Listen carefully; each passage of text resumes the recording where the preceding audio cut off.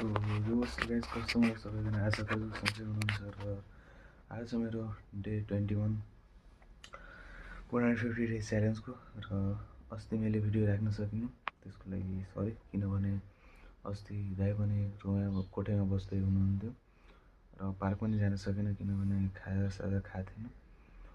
अनि अब सोच्दैछु कि जिम नै जोइन गर्दा हुन्छ मलाई, किनभने अब होमवर्कआउट गर्दा मलाई के भइरहेछ भने म गर्न त गरिरहेछु तर रङ वेले गरिरहेको छु मलाई लागिरहेछ त्यस्तो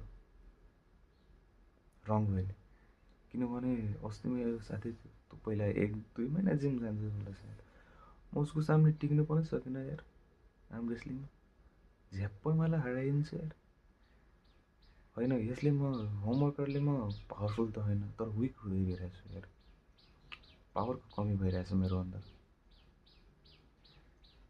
सो यही नै भन्छु, अब कन्टिन्यू त गर्छु म तब पनि, तर एक दुई महिनापछिसम्म म जिम जोइन गर्छु। तब 1,000 to 2,000 हुन्छ भने म जिम जोइन गर्छु। अब केही छैन, धेरै भयो अब यस्तो त्यस्तो। अब कोठा पनि 2टा लिँदा राम्रै हुन्थ्यो डाइटहरू खाँदा। सो आजको लागि यति नै। सो धन्यवाद।